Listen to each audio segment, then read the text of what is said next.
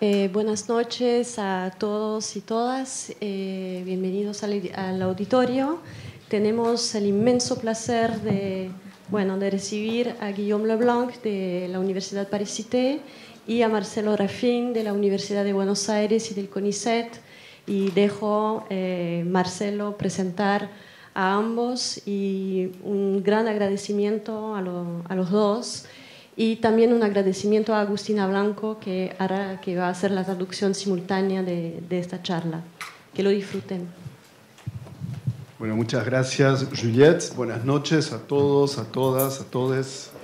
Para mí realmente es un placer estar esta noche aquí en este evento, la Noche de las Ideas, edición 2024, sede Buenos Aires, para presentar al querido colega Guillaume Leblanc.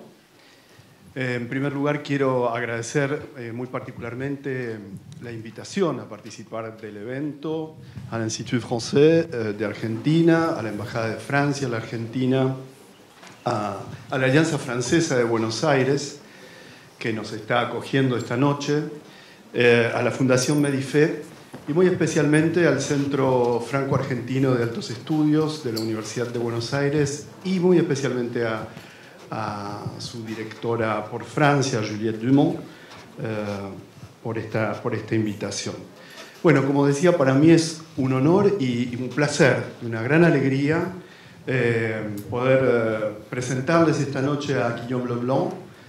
Guillaume es filósofo y es escritor y, como Juliette acaba de decir, es profesor de filosofía social y política en la Universidad de Paris-Cité y también es miembro del Instituto Universitario de Francia.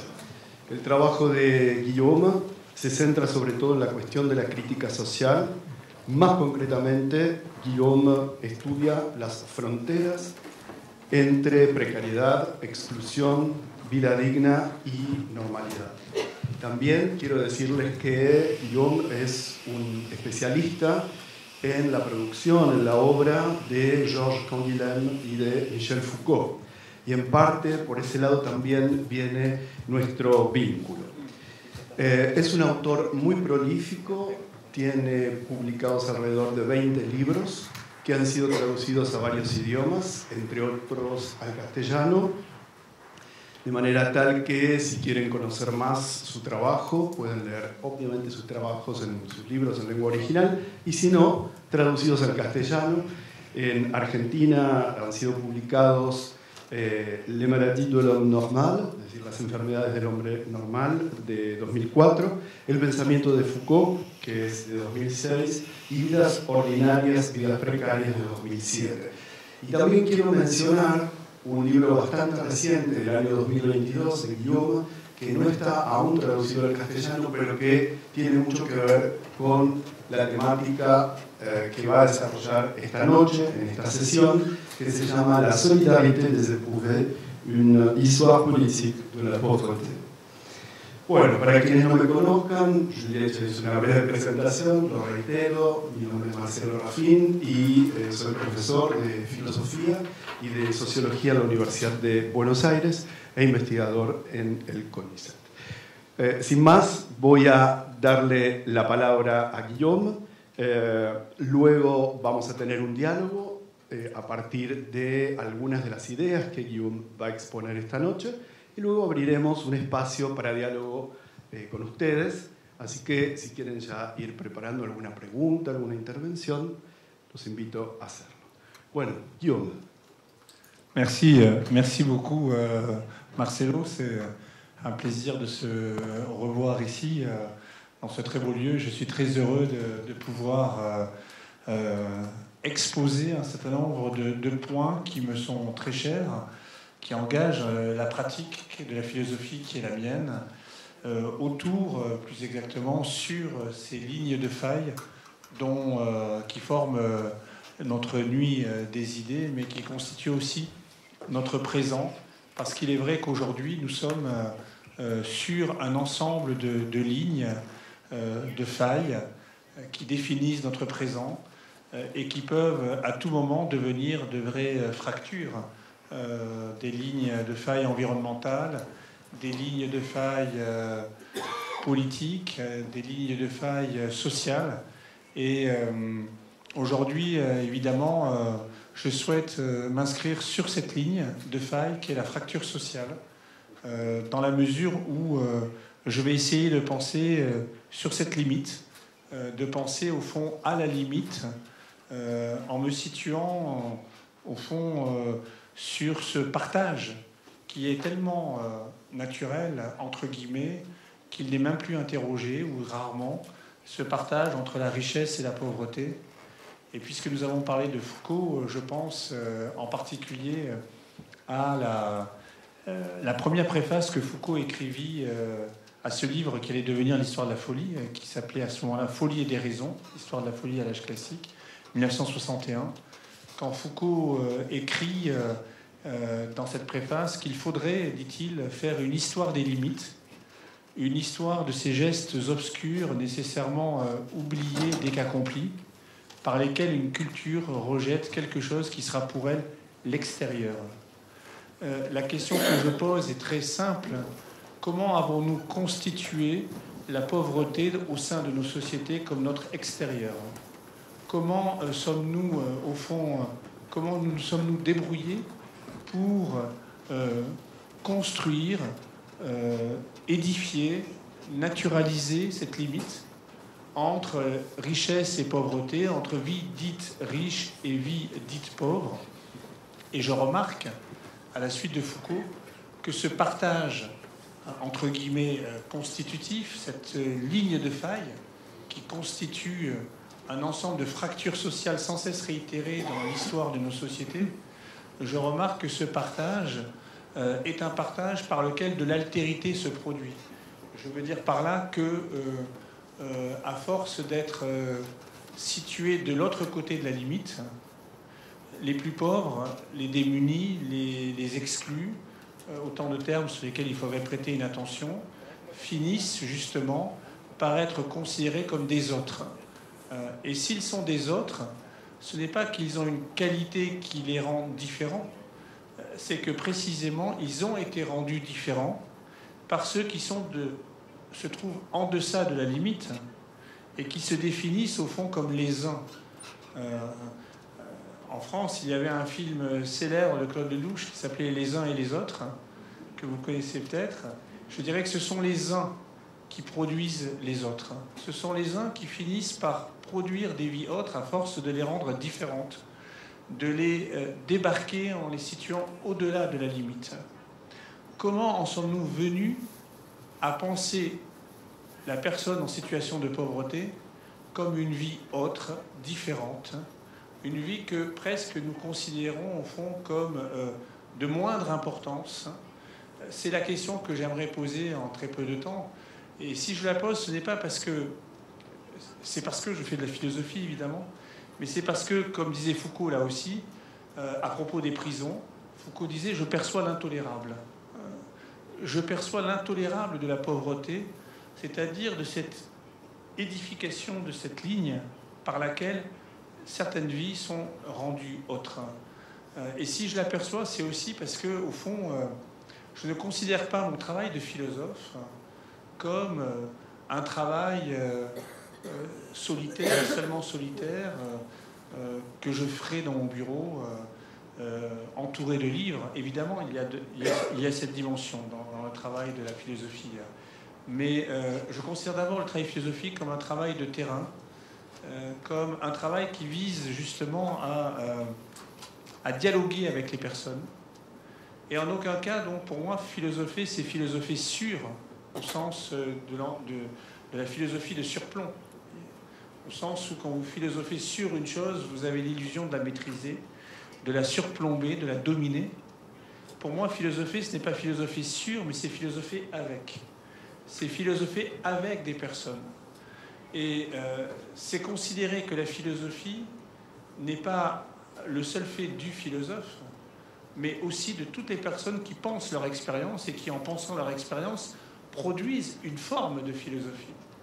Philosopher, pour moi, c'est justement accueillir de la façon la plus hospitalière possible cette philosophie des personnes, en situation de pauvreté, d'exclusion, de précarité, et de Et c'est ce que j'essaie de faire en revenant en ce sens-là, au sens presque étymologique du mot concept, qui désigne quand même ce qu'est la philosophie. La philosophie est une création de concepts depuis Nietzsche, depuis Deleuze.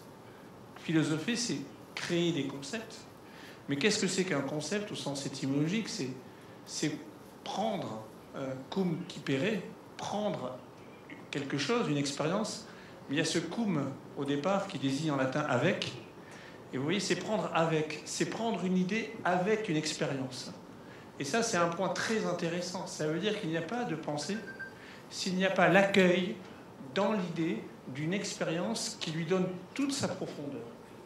Et c'est dans cette direction que j'essaie de faire la philosophie en ayant eu la chance d'entrer en discussion, en compagnonnage avec un certain nombre d'associations de lutte contre l'exclusion, dont la plus importante est ATD Quart-Monde, Agir pour toute dignité, aide à toute détresse au départ, puis Agir pour toute dignité, qui a été fondée par le père Brzezinski dans les années 60 en France, avec ce geste fondateur du père Brzezinski, qui a consisté, quand il est arrivé dans le bidonville de Noisy-le-Grand, dans la banlieue parisienne, à d'abord exclure pacifiquement les travailleurs sociaux qui étaient là, pour qu'il y ait une expérience d'appropriation par les personnes vivant la misère de leurs propres conditions de misère, et en particulier avec l'idée de... La première chose qu'ils ont fait ensemble, c'est de créer une école, dans la mesure où le père Brzezinski, ça a été un geste fondateur, a considéré que non seulement les personnes en situation de pauvreté doivent apprendre, mais encore plus important, la société tout entière doit apprendre des personnes vivant la grande pauvreté. Et ce geste selon lequel il existe un savoir des pauvres, c'est ce que j'ai expérimenté moi-même pendant 4 ans, en faisant, dans un protocole très précis de philosophie sociale élaboré par ATD Quart-Monde, avec 2 ou 3 autres philosophes, en faisant de la philosophie sociale avec les personnes vivant la grande pauvreté, vivant l'exclusion, mais luttant contre l'exclusion. Et cette expérience m'a donné vraiment la conviction absolue que la vie pauvre n'est absolument pas une pauvre vie. Et c'est cette conviction que j'aimerais défendre devant vous, en essayant de comprendre pourquoi la vie pauvre n'est pas une pauvre vie.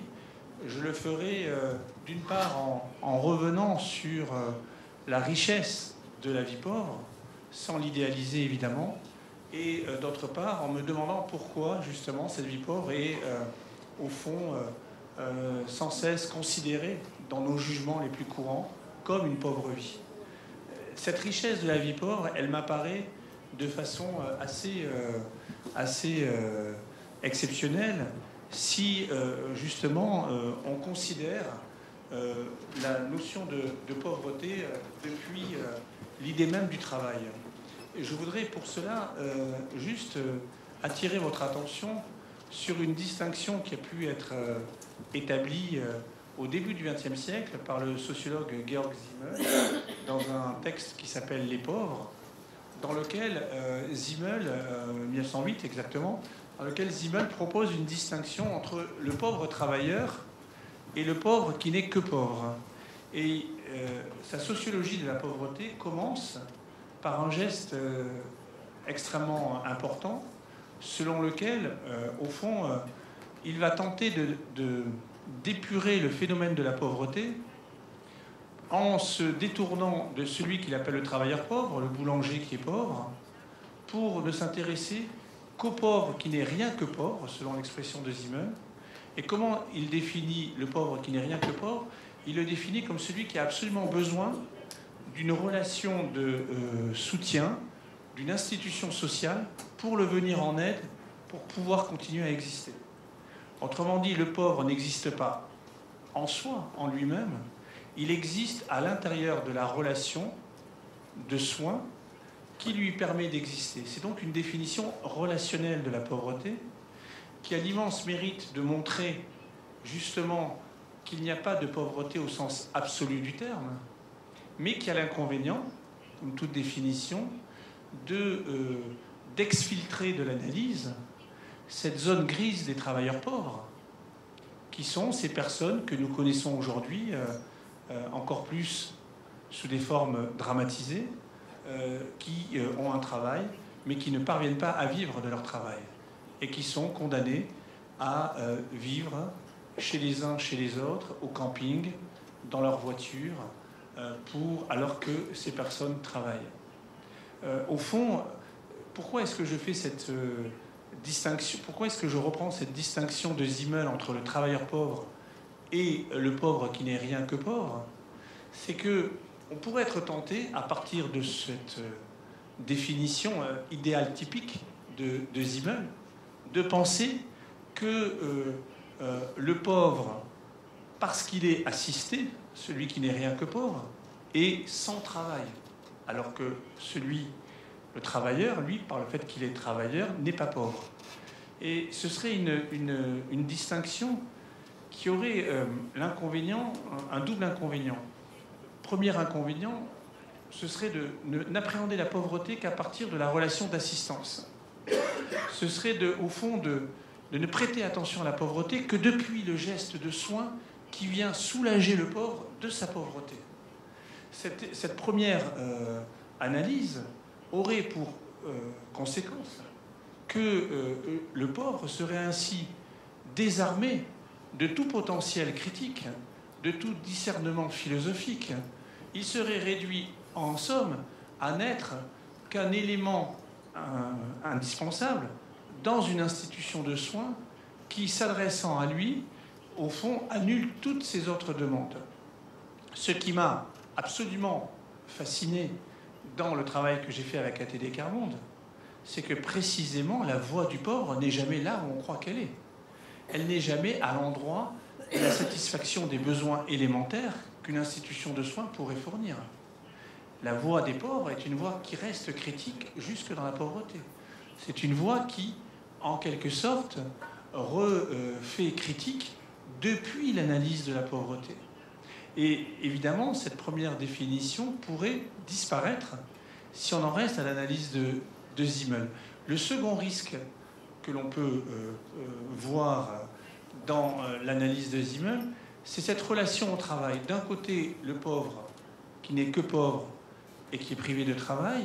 De l'autre, le travailleur, parce qu'il est, même s'il est pauvre, n'est pas réellement pauvre parce qu'il a un travail. En fait, plus on descend en quelque sorte dans les conditions de la pauvreté extrême, plus on s'aperçoit que la pauvreté est un véritable travail.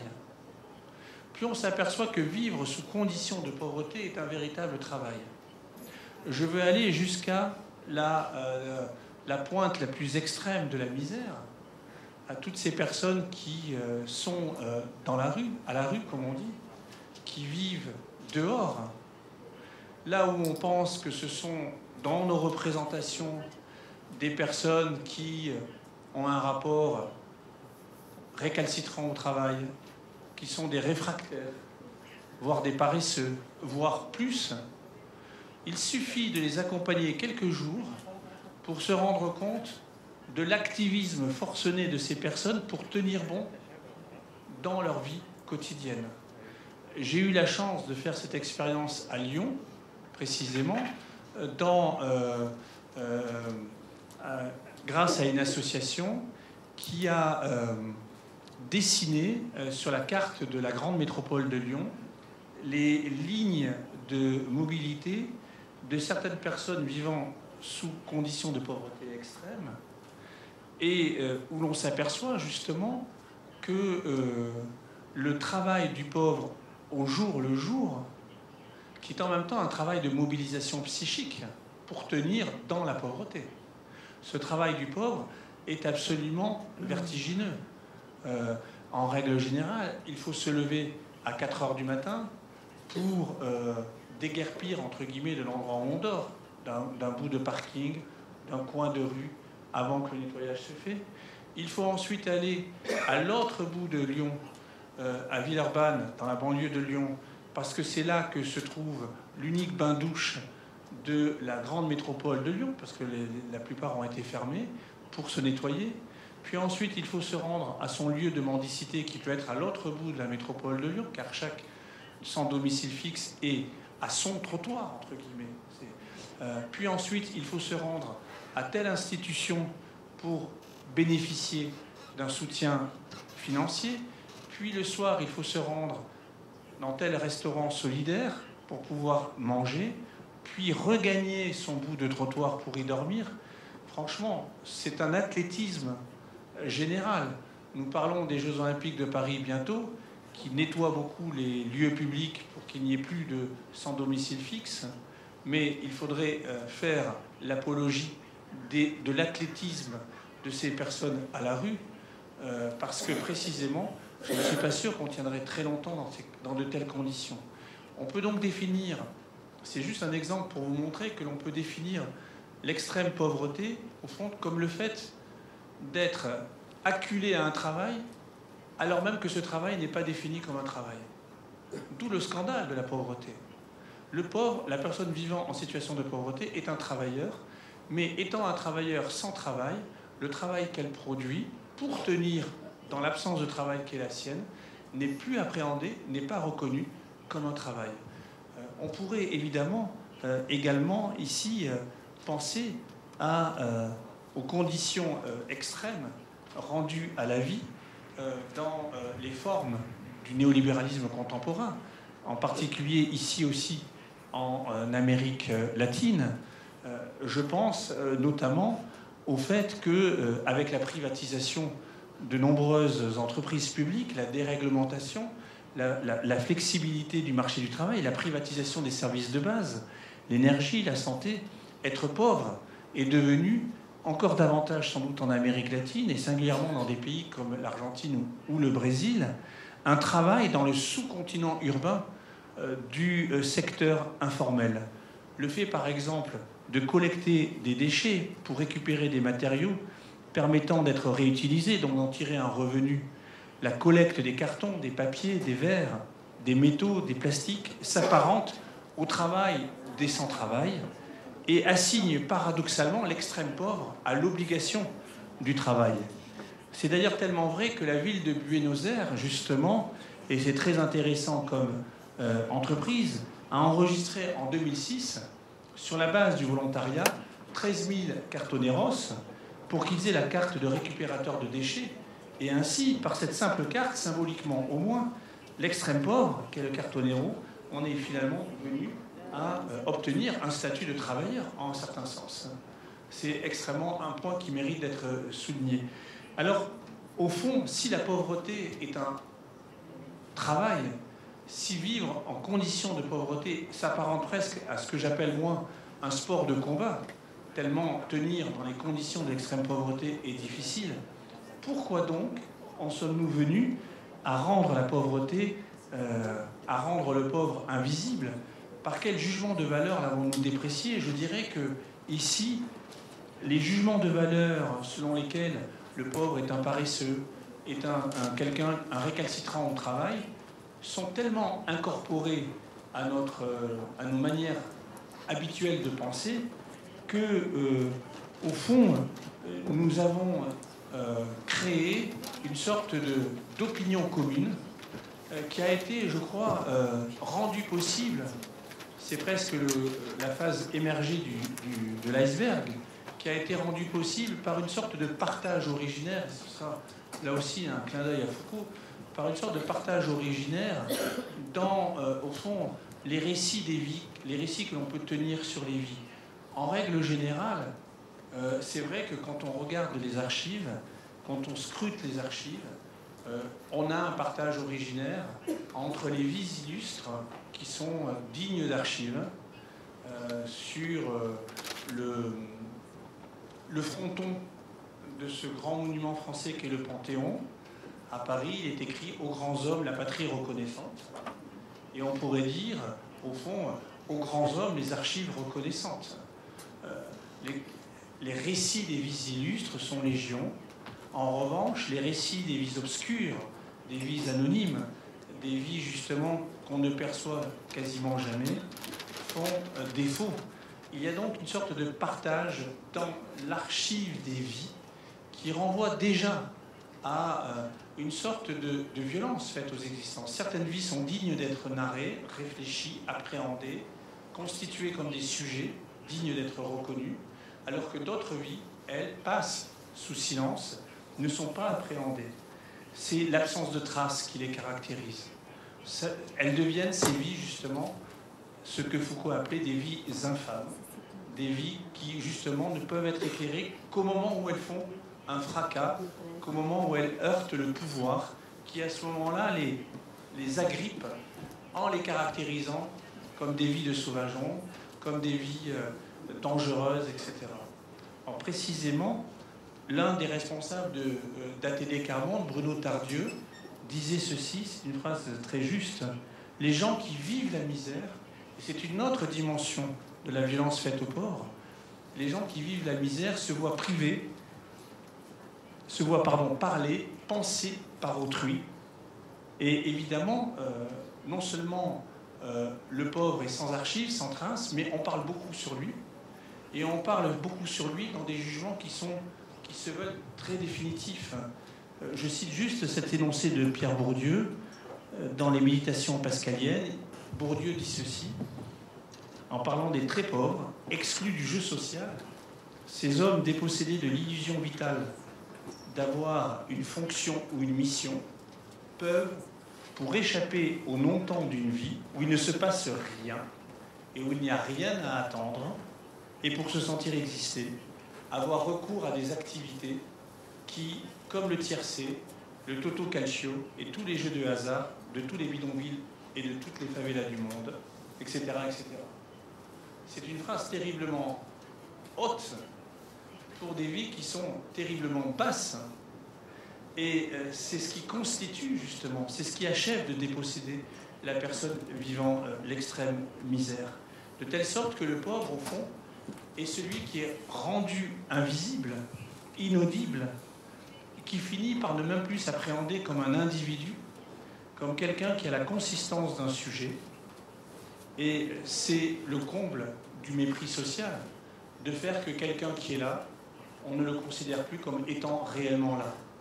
Le philosophe Axel Honneth écrivait ceci, nous avons le pouvoir justement de témoigner de notre mépris social envers une personne qui est présente en faisant comme si elle n'était pas là. Ça, c'est le comble du mépris social.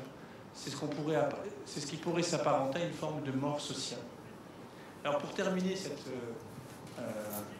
analyse, je voudrais juste suggérer quelques pistes pour lutter contre ces pauvres représentations de la vie pauvre et revenir à une sorte de défense et plaidoyer de la richesse de la vie pauvre sans en idéaliser évidemment la forme. D'abord, je dirais qu'il est urgent de constituer une archive des vies pauvres. Ce que d'ailleurs ATD Quart Monde s'est employé à faire dans une ville de la banlieue parisienne, et on voit déjà que là encore il y a un partage entre le centre de la ville panthéonisé tout aux hommes illustres et la banlieue qui recueille les récits de vie des personnes vivant la misère. Mais il est urgent que cette archive des vies pauvres puisse être travaillée, analysée, non pas simplement comme un ensemble de témoignages, car en général, moins on a de pouvoir et plus on nous demande de témoigner. Et plus on a de pouvoir et plus on nous demande de nous écouter pour notre potentiel critique. Donc je dirais qu'il est urgent de constituer une archive des vies pauvres, de la travailler pour y repérer les conditions d'une critique sociale en acte, portée par celles et ceux qui font l'objet de l'exclusion. Première tâche. Seconde tâche, je dirais qu'il est urgent aussi de constituer ce que j'avais appelé dans un article à la suite de Pierre Rosanvallon qui parlait d'un parlement des invisibles.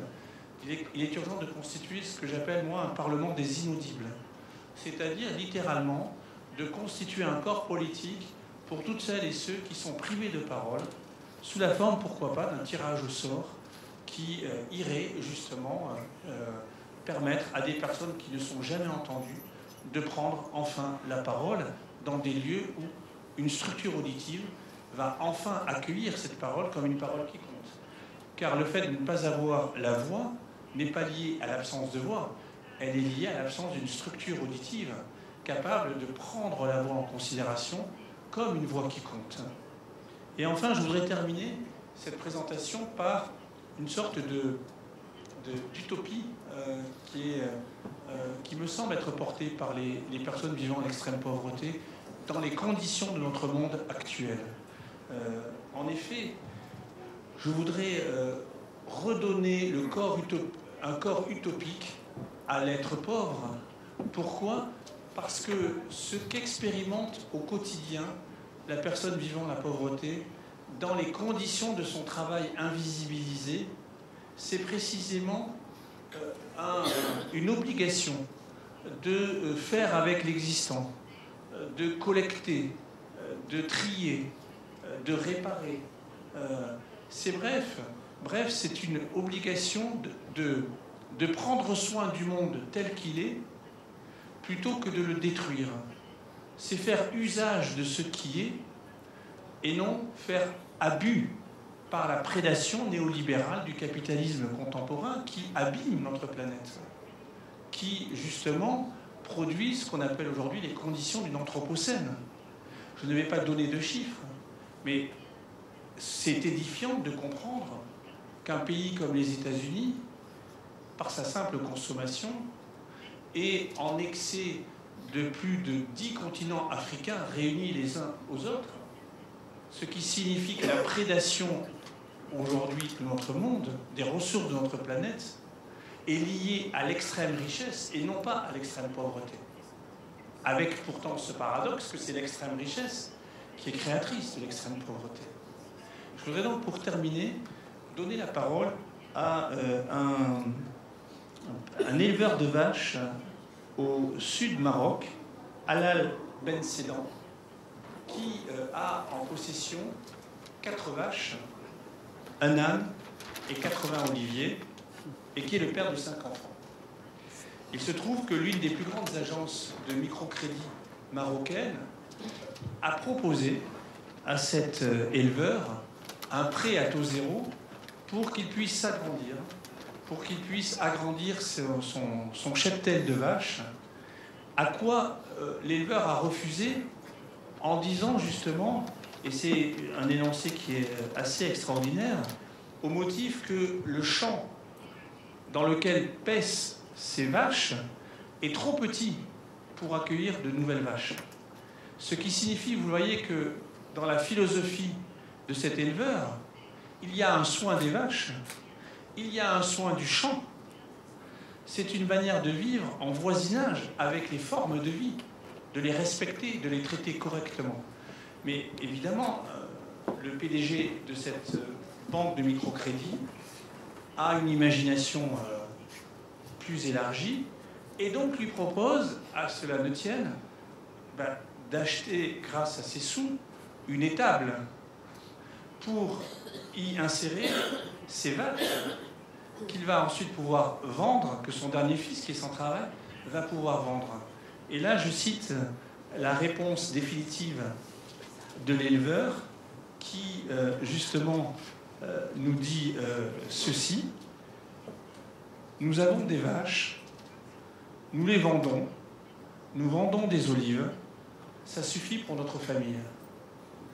Cette réponse est absolument indétectable sous les radars du néolibéralisme économique, qui ne peut voir une telle réponse que comme une aberration archaïque de quelqu'un attaché à des traditions et qui doit être débordé par la modernité économique.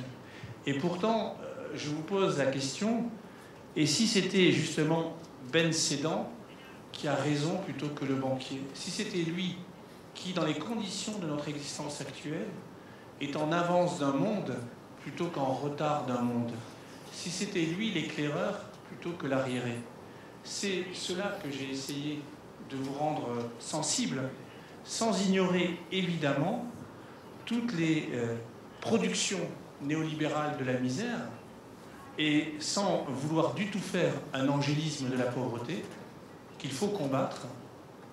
Mais nous ne pouvons la combattre que si nous prenons au sérieux la vision philosophique du monde portée par ceux qui veulent se sortir de la pauvreté tout en vivant une vie sobre et une vie de voisinage avec les animaux, les plantes, le monde ambiant et leur propre univers.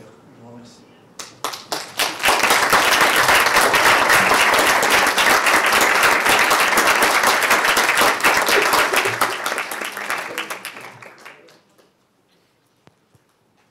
Muchísimas gracias, Guillaume, por tu excelente intervención que nos ha dejado pensando sobre un número considerable de cuestiones en torno de esas vidas pobres, vidas precarias. Muchas cosas me gustaría retomar de lo que dijiste, pero me voy a limitar por cuestiones de tiempo a algunas de esas cuestiones centrales que fuiste mencionando. La primera que me gustaría retomar es tu definición o la noción que nos diste de la filosofía, tu visión sobre la filosofía, con la que estoy, por supuesto, totalmente de acuerdo. Pero tenemos que admitir que no es esa la visión mayoritaria o la visión canónica en el mundo universitario, ¿no? En el mundo académico.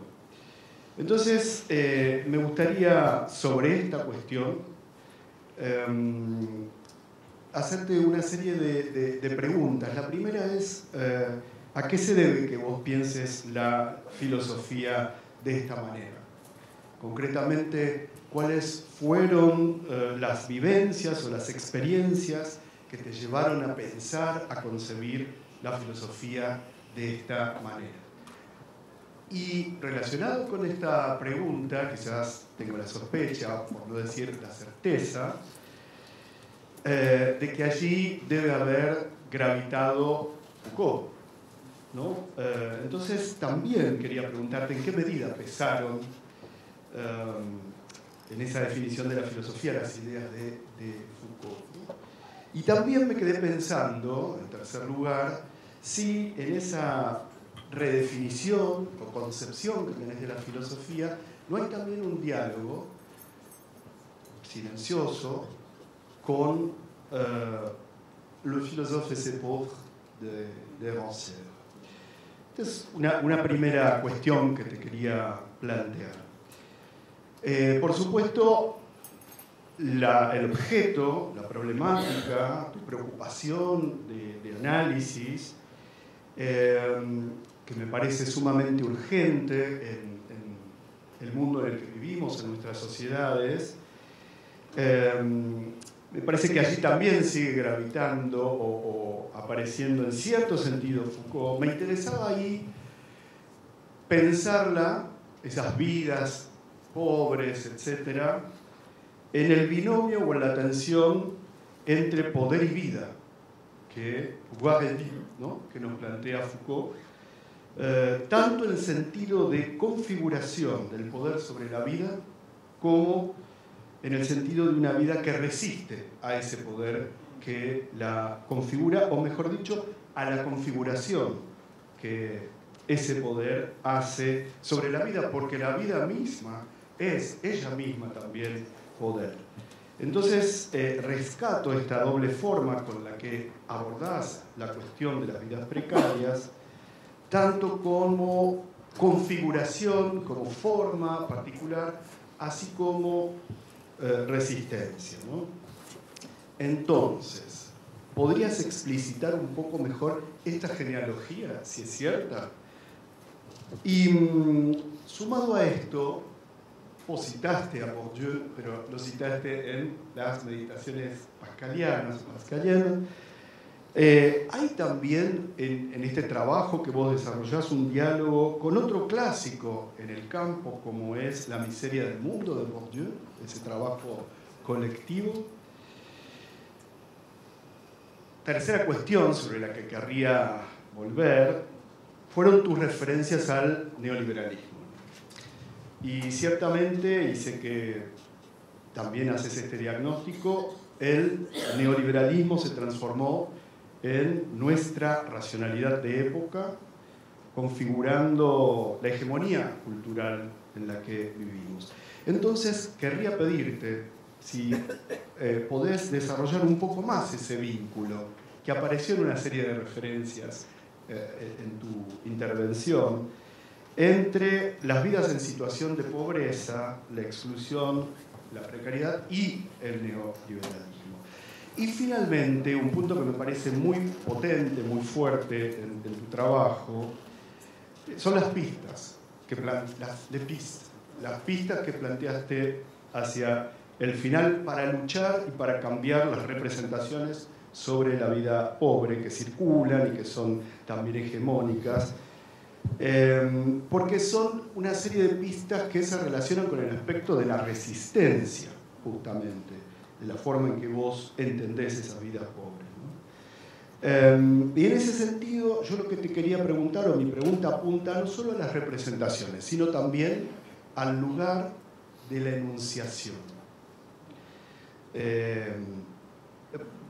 A un lugar de enunciación de un saber y un conocimiento sobre esas vidas pobres. Porque justamente sobre este punto querría preguntarte específicamente si la constitución de un archivo de esas vidas pobres contempla, vos lo dijiste, la voz específicamente de esas vidas pobres, pero por ellas mismas. Porque justamente vos nos señalabas en tu discurso que tenemos una percepción sobre, pero cuando nos indicás la posibilidad de hacer un archivo de esas vidas, lo que me interesaba era si esas vidas pueden tomar la palabra en la primera persona del singular y del plural o del plural. Y ellas mismas hacer ese archivo también. Si es algo que vos estás contemplando, porque allí juega ese juego que estableciste a partir del título de la película, de los unos y los otros, los unos y los otros. Y entonces ahí podemos invertir los términos, ¿no? De hacer el tema. ¿Quiénes son les uns y quiénes son les autres? Bueno, eso para no quitarles mucho tiempo también a ustedes. Merci beaucoup pour ces questions magnifiques qui engagent d'une part la pratique de la philosophie qui est la mienne, d'autre part le choix de certaines références qui m'accompagnent, et enfin, disons, le type de résistance portée par les plus démunis contre justement les différentes formes de pouvoir qui les ont débarqués de l'autre côté de la ligne, comme j'y faisais référence tout à l'heure. Alors pour aller très vite, je dirais qu'effectivement mon style de travail philosophique, qui n'est pas très universitaire de ce point de vue-là, même si je travaille de manière universitaire évidemment, et que l'université est elle-même aujourd'hui un lieu aussi de précarité, un lieu dans lequel la condition des étudiants est la condition de la précarité, un lieu dans lequel, comme il est dit vulgairement, c'est une phrase que j'avais trouvée terrible pour deux raisons, des raisons de genre et des raisons sociales. Comme il est dit vulgairement, dans les premières années, ce sont des non-titulaires qui font les ménages, c'est-à-dire qui donnent cours. Quand on rentre... Donc l'université est un lieu précaire, comme beaucoup d'institutions aujourd'hui, qui sont des institutions de service public, qui sont des institutions de soins. Il faudrait, pour lutter contre le néolibéralisme, il faudrait justement déjà commencer par prendre soin des institutions qui prennent soin des gens et défendre par là même le commun de ces institutions. Mais avant d'en venir là, malgré tout, il est vrai que mon travail a pris des orientations différentes depuis les maladies de l'homme normal, parce que j'ai voulu prendre le risque, au fond, de philosopher à un moment donné à la première personne, de trouver ma voie VOX, parce que la philosophie, c'est la recherche de la juste voie. C'est d'arriver à trouver un ton avec lequel on philosophe.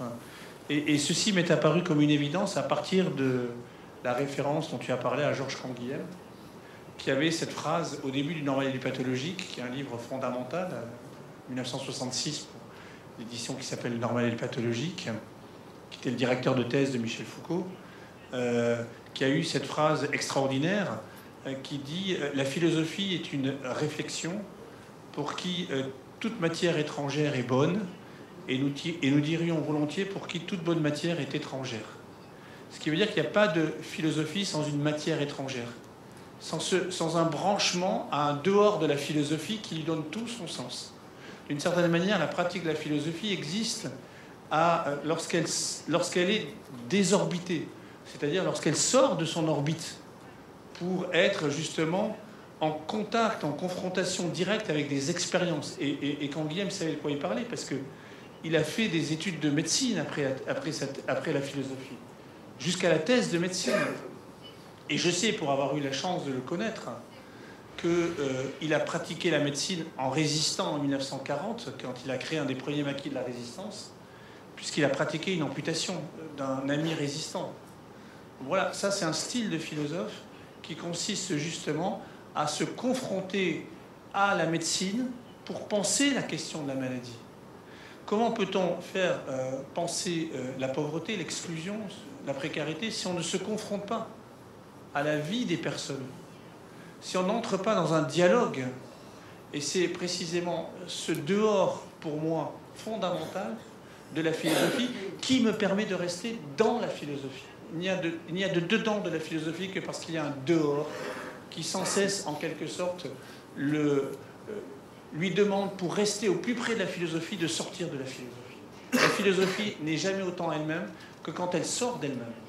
Et c'est cette démarche-là que j'essaie de prendre en me référant également, évidemment, à Michel Foucault dont tu as parlé, à Rancière aussi, qui n'ont cessé justement de travailler à l'intérieur de formes d'expériences qui étaient toujours des expériences collectives. Et ceci me permet tout de suite d'aller plus rapidement à la question des relations entre pouvoir et vie dont tu as parlé, et au problème de la résistance.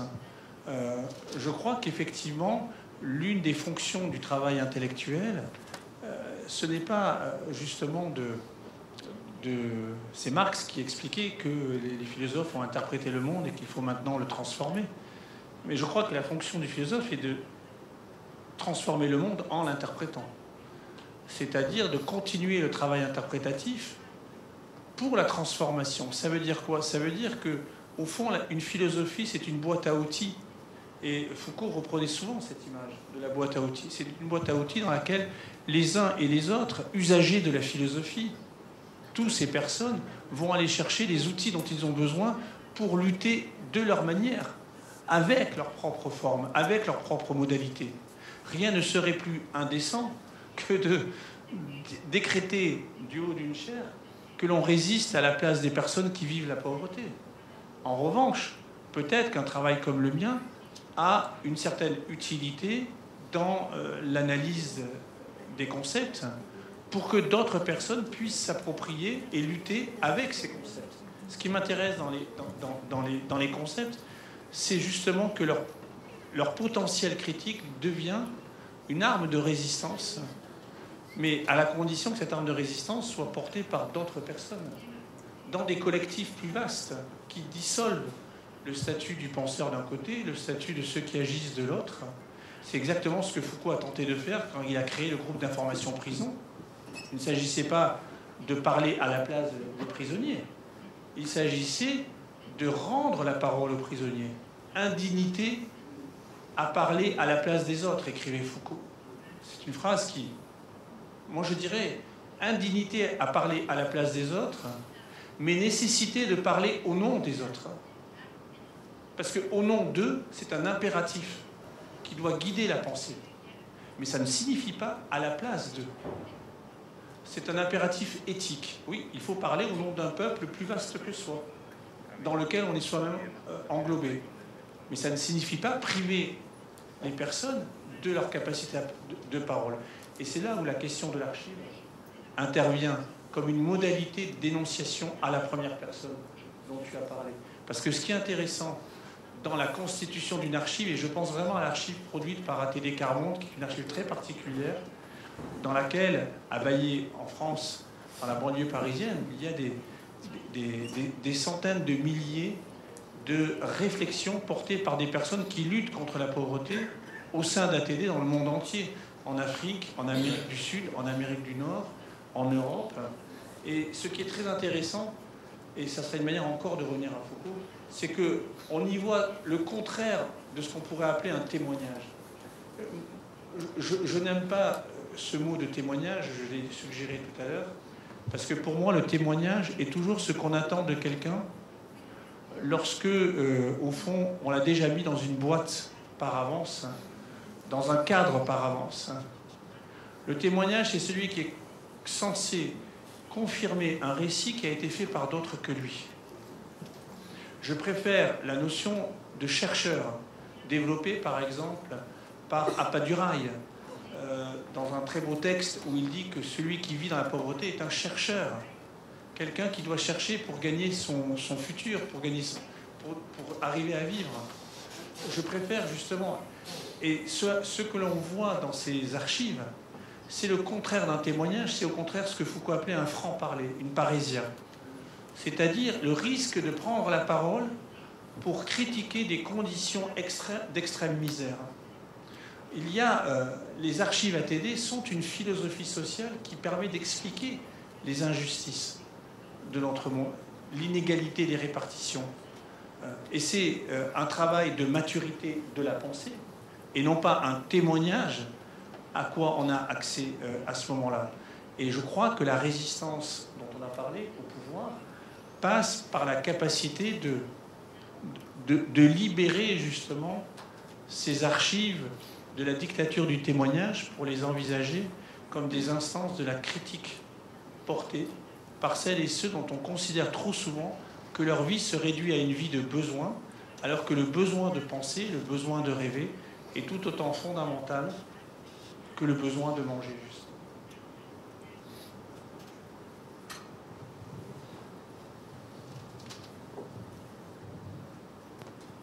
Muchísimas gracias, Guillaume. Bueno, tenemos, no sé con el tiempo, estamos como muy justos, pero si hay una o dos preguntitas o intervenciones allá, no sé si pasamos los micrófonos.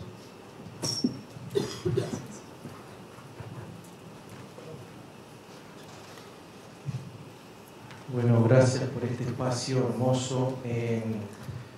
Reivindicando a Jean-Paul Sartre en el prólogo Los condenados de la tierra de Frantz Fanon, va a decir que Europa ya no es el sujeto, sino que es el objeto de la historia, ¿no? Acá en Argentina hubieron 30.000 desaparecidos que todavía los estamos pagando caro, ¿no?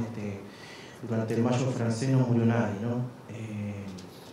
Seguimos pagando caro los 30.000 desaparecidos, con lo que pasó hace poco. La violencia quedó a mano de la derecha, el monopolio de la violencia. El neoliberalismo acá en Argentina nos llevó a un 53% de pobreza, 25% de indigencia. Estamos en niveles de Europa durante 45 en adelante, a niveles de Europa, y con el neoliberalismo nos llevan a niveles de África, ¿no? De convivencia, excluidos sociales, ¿no? Esto se ve en la música, en las cumbias villeras, por ejemplo, ¿no? Sensación de impotencia, de fugarse la plata, estas cuestiones, ¿no? Que ejerce el neoliberalismo, ¿no? Carlos Marx va a decir, en la crítica de la filosofía del derecho, va a decir que interpretar el mundo para cambiarlo. Hay que usar la crítica como un bisturí, ¿no? La teoría como un bisturí, no es solo la praxis, ¿no? Y va a decir también que la violencia es la partera de la historia, ¿no? Acá tuvimos un 2001, que luego, gracias a 2001, se incluyó gente, se generaron 100 millones de puestos de trabajo, el movimiento feminista también, con la inclusión de trans en los ámbitos laborales, ¿no? Buscar la igualdad de la mujer, el derecho al aborto, ¿no? Que son países como Francia se hizo en los 70, en Rusia en los años 20, ¿no? Es muy importante la cuestión de la subjetividad y cómo las subjetividades históricas resisten a estos movimientos, ¿no? Bueno, eso, gracias por la charla, muy interesante.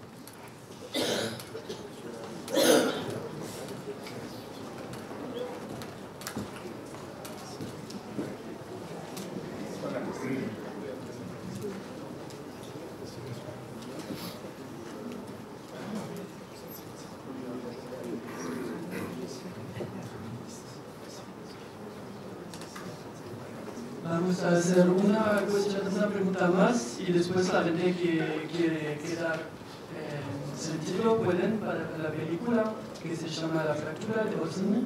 Y voilà. Je veux juste peut-être dire un mot. Ah oui, ok, super. Merci pour cette réflexion en fait, que vous apportez sur la violence interne au néolibéralisme. Là-dessus, effectivement,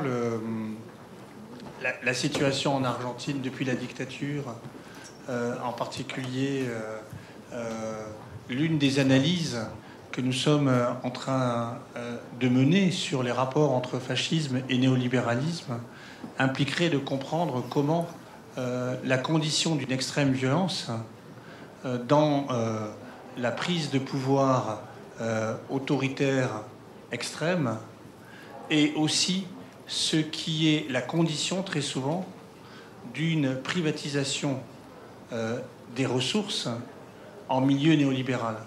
C'est ce qui s'est passé également au Chili avec Pinochet.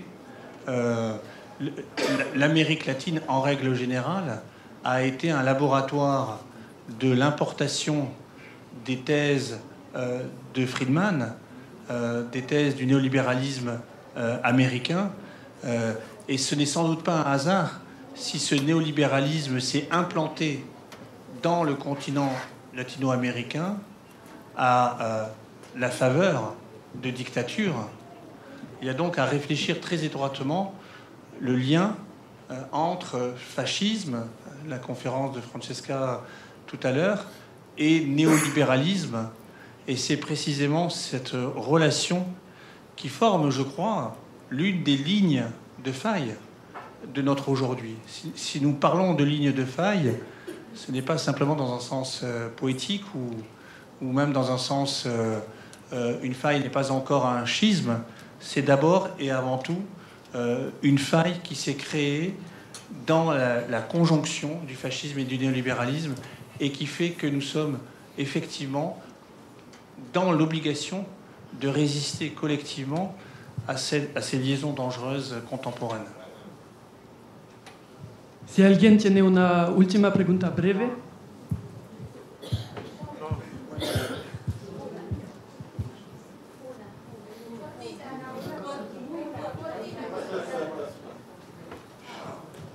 Buenas noches. Me encantó el Parlamento de los Inaudibles. Si conoce algún lugar, algún territorio del mundo donde se haya llevado a cabo.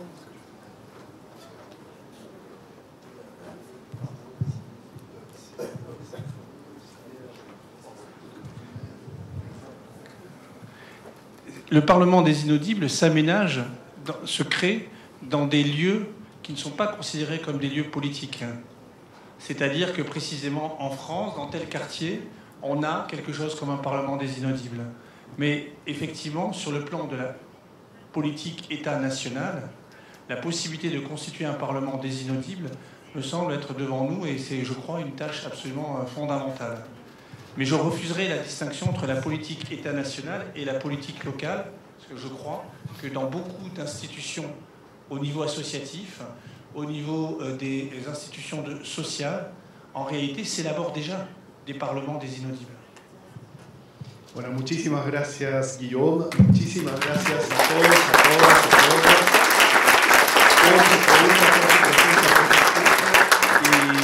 Y vamos a tener que, lamentablemente, terminar aquí. Les pedimos disculpas por cortar el diálogo.